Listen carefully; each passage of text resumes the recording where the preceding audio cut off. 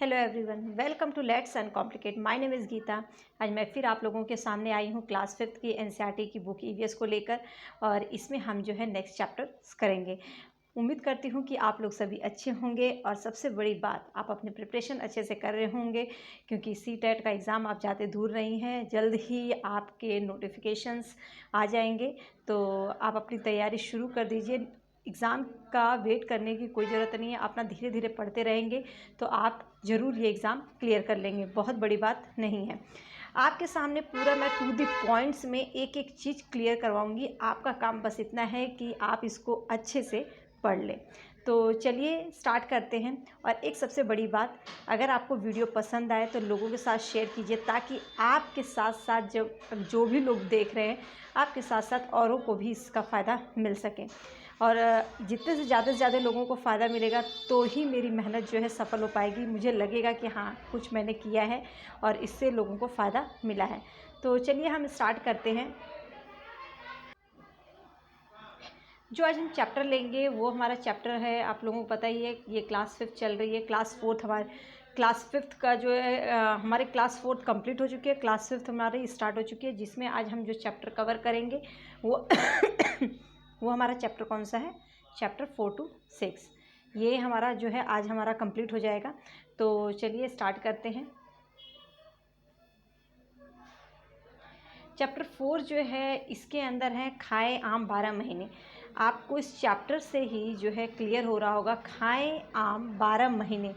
इसका मतलब है कि आम को आप जो है अलग अलग चीज़ें बनाकर इसको पूरे ईयर जो है आप जो है खा सकते हैं। आम की बहुत सारे, जैसे कि अचार हुआ, मुरब्बा हुआ, चटनी हुआ, चटनी भी कुछ दिन तक चलती है।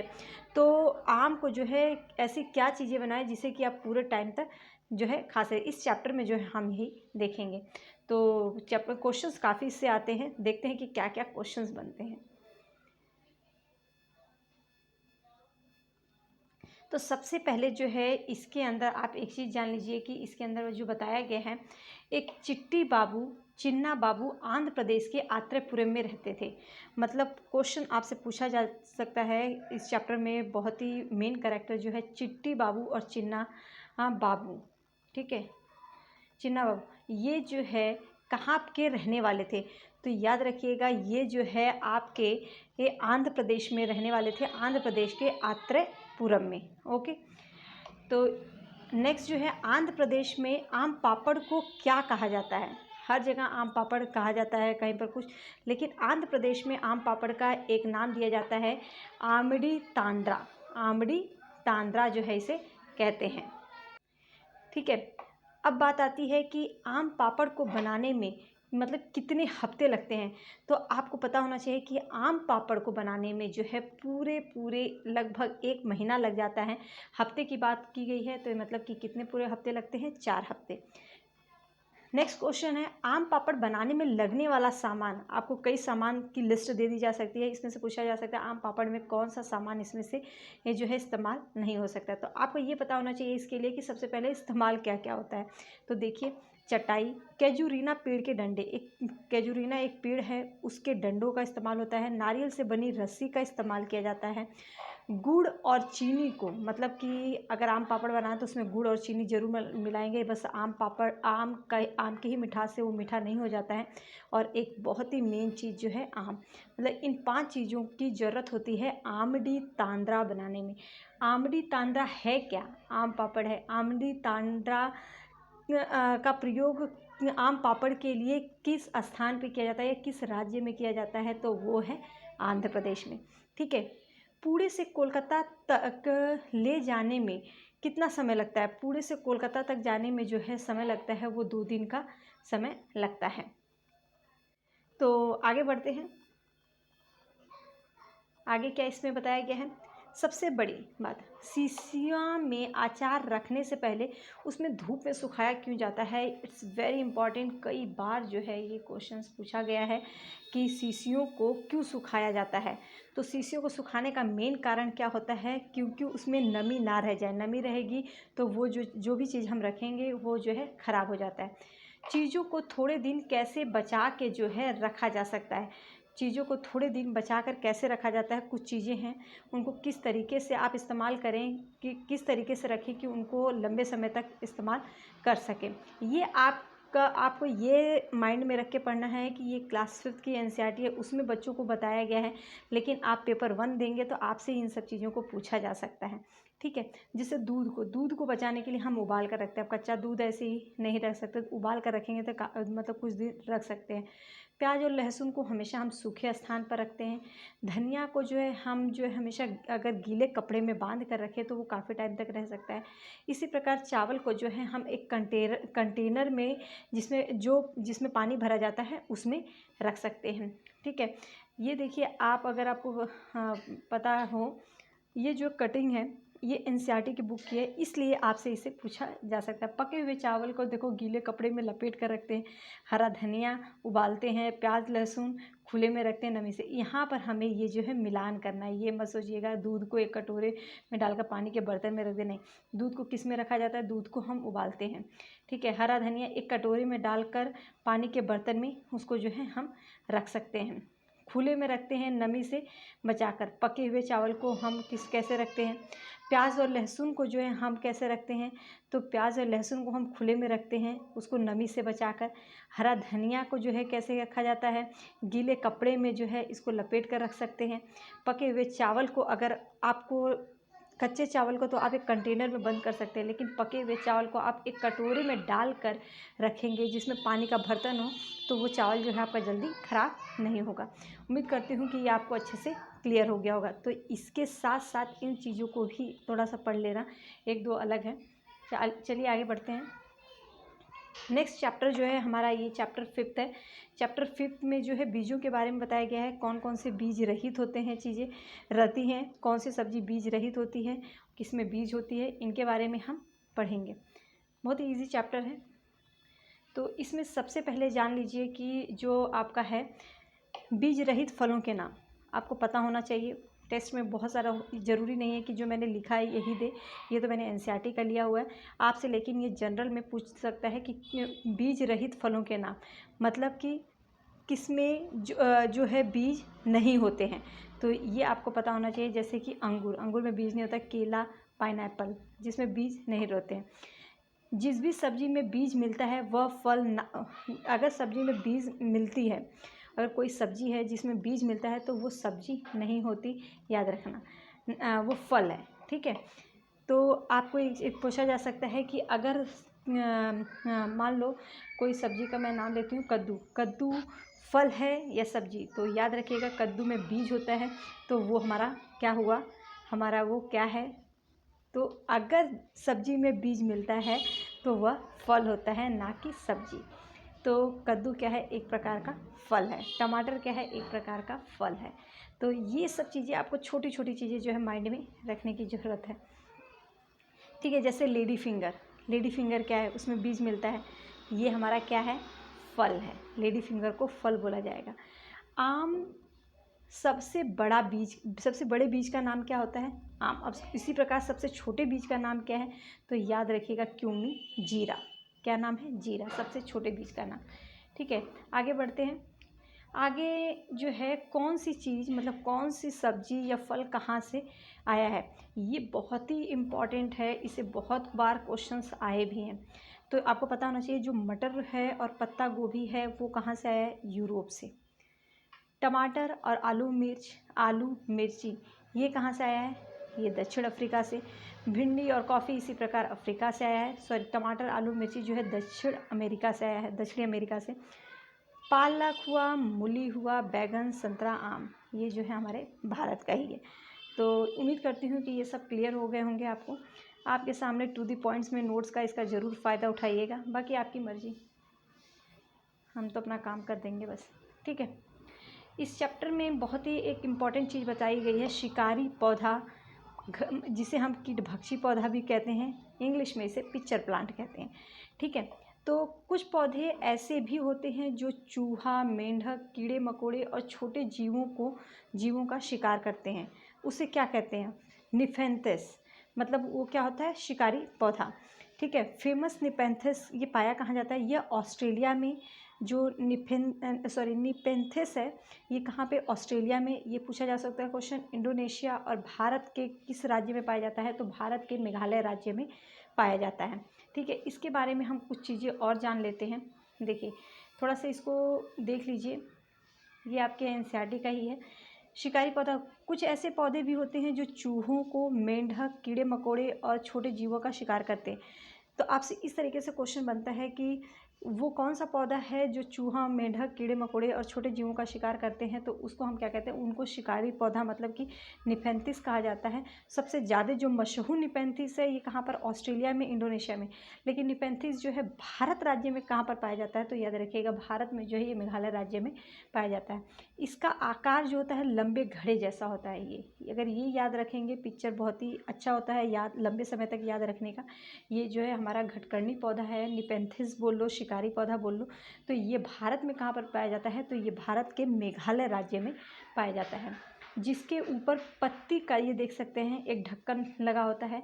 घड़े से खास इसमें खुशबू निकलती है, जिसकी वजह से इसमें जो है कीड़े जो हैं खींचे चले जाते हैं। मतलब ये जो है यहाँ से एक अच्छी सी स्मेल निकलती है, जो पौधों को, जो कीड़े मकोड़ों को जो है अपने साइड जो है अट्रैक्ट करती है।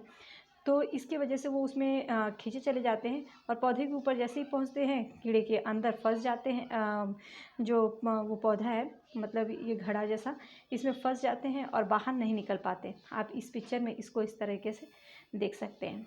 ठीक है, आगे चलते हैं। आगे क्या बताया गया है इसके अंदर, तो एक चीज़ याद रखिएगा कि, एक मिनट, हाँ, आकार इनका कैसे, लंबे घड़े जैसा होता है। निपेंथिस, ठीक है, निपेंथिस का आकार कैसा होता है, भारत के बाहर कहाँ पाए जाते हैं वो भी पता होना चाहिए। ऑस्ट्रेलिया और इंडोनेशिया में, भारत में मेघालय राज्य में, बहुत ही इंपॉर्टेंट है, मैं बार बार बोल रही हूँ। ठीक है, इनका आकार कैसा होता है, घड़े जैसा होता है।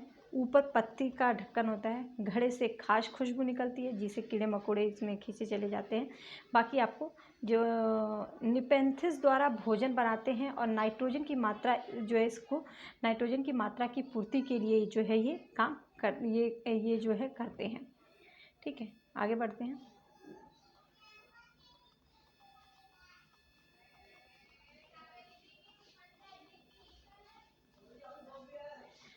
आगे जो है बहुत ही इम्पॉर्टेंट है बेलक्रो।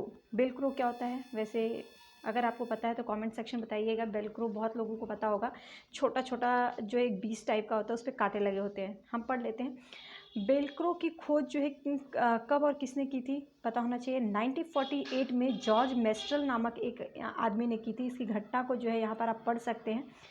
बेलक्रो बीजों के छोटे छोटे हुक से बने होते हैं। जो बेलक्रो जो होता है वो बीजों के छोटे छोटे हुक से बना होता है। ये घटना 1948 की है। इसके अंदर ये जो है जॉर्ज मेस्ट्रल की एक कहानी है जो बेलक्रो के बारे में बताती है। आपके लिए बहुत ही इंपॉर्टेंट है, क्योंकि चीज़ें अगर आप थोड़ा सा अच्छे से पढ़ लेंगे तो ये इसका पूरा फुल आइडिया मिल जाएगा।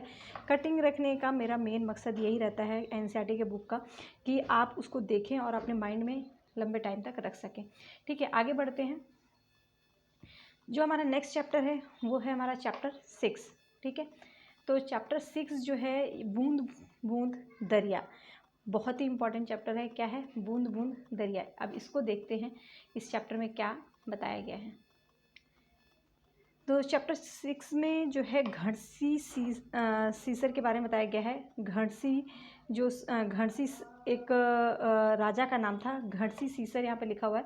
घड़सी एक राजा का नाम था। ठीक है, 650 साल पुराना एक तालाब, 1 मिनट, 650 साल जो है एक पुराना तालाब था।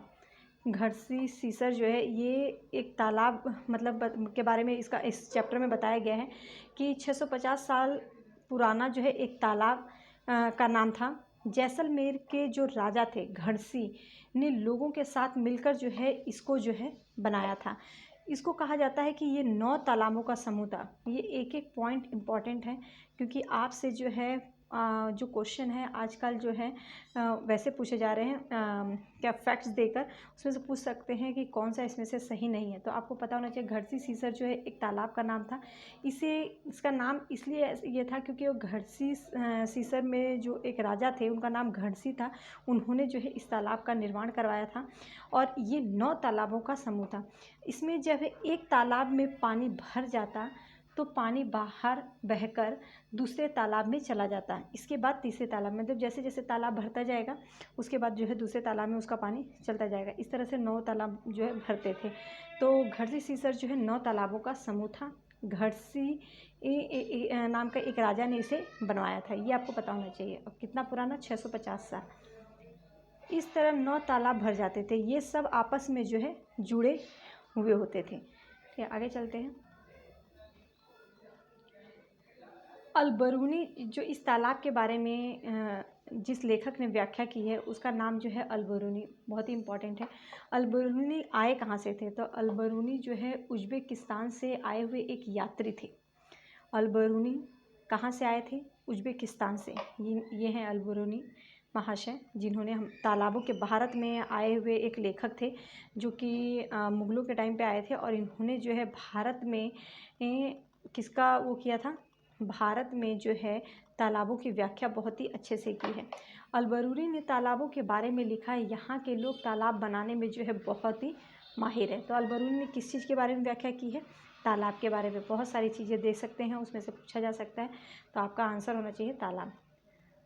बड़े बड़े भारी पत्थरों को लोहे के कुंडों और सीढ़ियों से जो है ये, एक मिनट, चारों तरफ चबूतरे बनाए जाते थे। बड़े बड़े भारी पत्थरों को लोहे के कुंडों को मिलाकर जो है और उनमें सरिया लगा के जो है चारों तरफ जो है ये चबूतरे बनाए जाते थे। अलबरूनी की किताब जो है ये कहाँ से पता है? अलबरूनी की किताब एक थी डाक टिकट। अलबरूनी की कौन सी किताब उन्होंने लिखी थी? डाक टिकट, जिसको कब प्रकाशित की गई थी, कब छपी थी? 1973 में। तो 100 साल पुराने पानी का स्रोत क्या था, ये पूछा जा सकता है। तो 100 साल पहले, मतलब पहले जो है पानी के स्रोत कौन कौन से होते थे? तो वो बावड़ी, तालाब, नौला, धारा, ये जो है पानी के स्रोत होते थे। उत्तराखंड में तो बारिश से तालाब या झील भरने की खुशी को त्यौहार के रूप में मनाया जाता है। सॉरी। किस राज्य में बारिश होने पर या जो तालाब भरने पर जो है उसे खुशी के रूप में मनाया जाता है? यहाँ तक कि जब विवाह करके स्त्रियाँ पहली बार आती हैं तो अपने जो कुआं है या मशीन है उसकी पूजा करती है। किस राज्य में? तो वो है हमारा कौन सा? उत्तराखंड। ठीक है, उत्तराखंड में। उत्तराखंड में जो है बारिश से तालाब या झील भर जाते थे तो उसकी जो है खुशी से उसको त्यौहार के रूप में सेलिब्रेट करते थे। कहाँ पर? उत्तराखंड में, याद रखिएगा। पहले पानी के स्रोत बावड़ी, तालाब, नौला, धारा, ये जो है पानी के स्रोत थे। आगे बढ़ते हैं, आगे देखते हैं और क्या बताया गया है। तो बहुत ही इम्पॉर्टेंट चीज़ है ये। कुएं सूखने के कारण क्या है? आजकल कुएं बहुत कम देखने को मिलता है, तो इसका सबसे बड़ा कारण क्या है? तो सबसे बड़ी चीज़ जो है ये भी बहुत ही इम्पॉर्टेंट है, याद रखिएगा। मोटर द्वारा ज़मीन से पानी का निकालना। आजकल हर जगह जो है क्या लगा हुआ है? लोगों ने अपने घरों में जो है नल लगवा लिए हैं, तो समरसीवर लग गया है, तो मोटर के द्वारा जो है पानी को ऊपर निकाल दिया जाता है। तो इसके कारण जो है मोटर के द्वारा पानी से निकालना, ये भी कुआं सूखने का कारण है। तालाब, झील जो है धीरे धीरे जो है उसको पट करके लोग अपना घर बनाते जा रहे हैं, समाप्त होते जा रहे हैं। ज़मीन को सीमेंट से पक्का करवाना, जो ज़मीन है वो जो है सीमेंटेड हो जा रही है, ये भी कारण है कुआं सूखने का। ठीक है, उम्मीद करती हूँ कि ये पूरे चैप्टर्स जो है आपको अच्छे से क्लियर हो गए होंगे। और अपने नोट्स आप प्रिपेयर कीजिए, यहाँ से आपको बहुत ही ईजिली मिल जाएंगे।